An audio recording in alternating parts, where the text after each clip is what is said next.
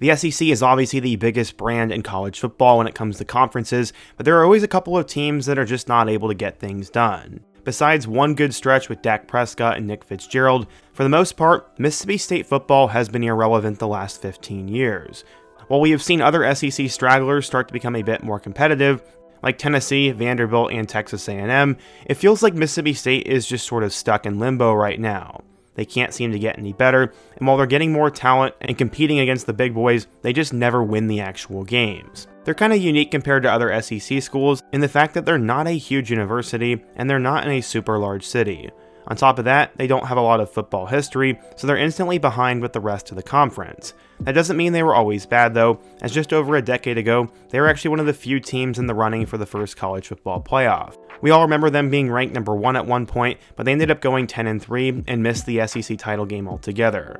From there though, it has sort of been downhill for the Bulldogs, and in today's video, I want to do a spotlight on the Mississippi State program, talk about what has happened since then, the challenges they face, but before we get started, if you're a big fan of college football, be sure to subscribe to the channel, leave a like if you want to support today's video, and let me know what player, team, topic, or situation I can cover next.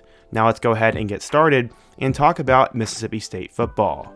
Okay, so back in 2015, the Bulldogs were under head coach Dan Mullen, and he was considered one of the best coaches in college football because of what he was able to do in Starkville. Coach Mullen was an Urban Meyer disciple who would coach with him at Bowling Green, Utah, and Florida before being hired as the head coach at Mississippi State in 2009. He ran a spread style of offense that was well executed by players like Dak Prescott, and he had Manny Diaz as his defensive coordinator, coaching players like Chris Jones on the defensive line. They started the 2015 season with a win over Southern Miss 34-16, and what was interesting about that game is it was actually played at Southern Miss instead of in Starkville, but they followed up that game with a 19-21 loss to number 14 LSU at home, which dropped them out of the rankings the following week for a then win over Northwestern State. The next week on the road against Auburn, they won 17-9, and it was looking like they might have rightened the ship a little bit. But as soon as they got ranked again, they ended up losing 30-17 to Texas A&M. Getting ranked and then losing would be a trend throughout the rest of the season, and after winning 4 straight games against Troy, Louisiana Tech, Kentucky, and Mizzou, they hosted number 3 Bama for one of the biggest games of the SEC season, which they lost 31-6. After that, they traveled to Arkansas, where they won in a shootout 51-50, and they got ranked again the following week, but ended up losing to Ole Miss in the Egg Bowl 38-27. They'd play NC State in the Belk Bowl to end the year, winning 51-28, but they finished at 9-4 with a 4-4 mark in the SEC, and they went 0-4 against ranked opponents. Dak Prescott was the main factor in the offense, throwing for 3,800 yards and 29 touchdowns, while also rushing for nearly 600 yards and 10 more scores. Behind him, Brandon Holloway was the leading rusher, and Fred Ross was the top receiver with over 1,000 yards. You also had Darunny Wilson. The next year, Mississippi State regressed hard as they went from an 8-4 regular season team to a 5-7 team. A lot of that was because of the departure of Dak Prescott, but Nick Fitzgerald had taken over as the starting quarterback, and he threw for 2,400 yards and 21 touchdowns, while also rushing for nearly 1,400 yards and 16 touchdowns. He was good, but they just couldn't win the games that year. Besides him though, he was about it, as they averaged 32 points a game, started the year off with a 1-point loss to South Alabama at home. The next week, they were able to rebound with a win over South Carolina, but then lost to LSU. After barely scraping by UMass, the Dogs dropped 3 straight games to Auburn, BYU, and Kentucky. They'd go 4-2 to end the season, with an upset over number 7 Texas A&M, but it wasn't enough to rebound from their rough start. They were able to make a bowl game despite being under 500, where they would barely scrape by Miami of Ohio, 17-16 in the St. Petersburg Bowl. It ended up being a rebuilding year though, so there was some hope about 2017, but they weren't able to get back to the 2014 highs. They finished the regular season at 8-4 with one of the better defenses in the Power 4, ranking 27th in terms of points allowed. They also ended the season ranked with wins over number 12 LSU and a 7-point loss to number 1 Bama. But Dan Mullen wouldn't be coaching for them in their bowl game over Louisville, as he ended up taking the Florida head coaching job before the season was over. Mullen had gone 69-46 at Mississippi State, but was never able to overcome being in the Western Division with schools like Bama, Auburn, and LSU. He also ended up losing to Ole Miss to end his career, and he had a school record 7 bowl games, and he really elevated the program from when he took over, so there was some hope.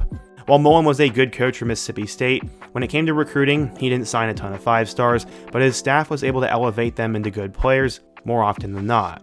His development started to slip later on in his career though, and seeing the writing on the wall, he decided to move to Florida. Honestly, it wasn't a terrible idea for him, and to replace him, Mississippi State made an odd hire as they went with Joe Moorhead. He was a career Northeasterner who had been the offensive coordinator at Penn State for the last few seasons. While he was considered an offensive guru, he was inheriting a Mississippi State team that had lost a lot of strength on defense. Edge rusher Montez Sweat was considered one of the best in the country, and he was also alongside Jeffrey Simmons. The expectations were still pretty high though, so Mississippi State started the year ranked number 18 in the country. Despite being in year one, Coach Moorhead was able to bring a solid year to Starkville. The Bulldogs started with a 63-6 win over Stephen F. Austin before handing Bill Snyder one of his last career losses over K-State. They followed it up with a 56-10 win over Louisiana, and at 3-0, it looked like they could compete for an SEC title. But they stumbled the following week against Kentucky, which they followed up losing to unranked Florida. They'd win 2 of 3 games against Auburn, LSU, and A&M before beating Louisiana Tech and getting shut out by number 1 Bama.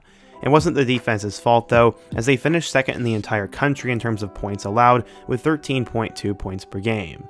The offense, though, finished at 68th in terms of points scored, and Nick Fitzgerald regressed under the Moorhead regime, throwing for 1,800 yards and 16 touchdowns, with 1,000 yards and 13 scores on the ground.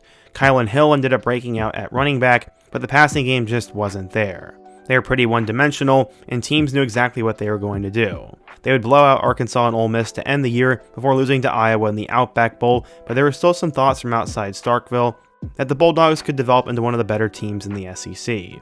That wouldn't end up being the case though, and Mississippi State would drop to 6-7 the following year with a loss to Louisville in the Music City Bowl.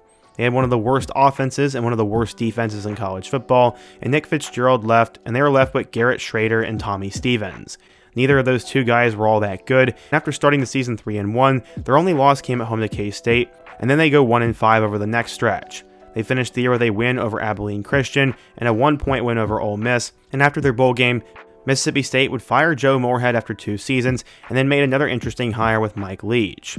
Now 2020 was a weird season in general, so when Mississippi State went 4-7 with a bowl win over Tulsa, nobody really paid too much attention to it. The next year though, they go 7-6 with a loss to Coach Leach's team in Texas Tech, and it was just interesting. Mike Leach's air raid offense wasn't all the way installed yet, and the Bulldogs scored just 29 points per game that year. They did manage wins over number 15 Texas A&M, number 12 Kentucky, and number 16 Auburn though. Despite that, they dropped the Egg Bowl to number 8 Ole Miss to end the year to finish with a 4-4 record against the SEC.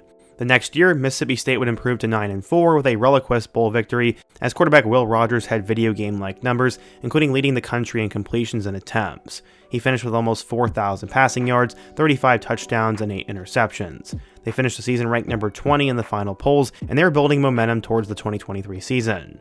Unfortunately though, tragedy would strike before the bowl season, as head coach Mike Leach would pass away after a surprise heart attack. This left defensive coordinator Zach Arnett as the interim head coach, and it was a horrible time. Still reeling from Coach Leach's death, the athletic department went ahead and made Zach Arnett the head coach moving forward, and while it was understandable why they made that decision, Coach Arnett was not all that great of a head coach, and the Bulldogs, who were still dealing with the loss, went 5-7 in 2023. After starting 4-6, Mississippi State went ahead and fired Coach Arnett, opening the job search again for the 3rd time in just under 5 years. But the coaching search was difficult, and instead of winding up with a head coach who could help stabilize the program, they ended up with Oklahoma offensive coordinator Jeff Lebby, who had never been a head coach in his career. So far, it's been a mixed bag about Lebby, and some believe he's not the guy to lead them moving forwards.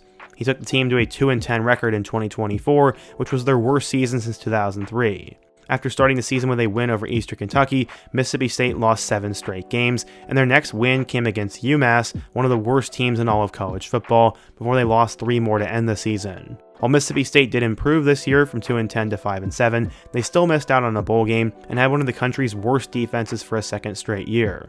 The West Division is gone with the admissions of Texas and Oklahoma, but the Bulldogs still went just 1-7 in the conference, with their only conference win coming against Arkansas, who fired their head coach and is also one of the worst teams in the country.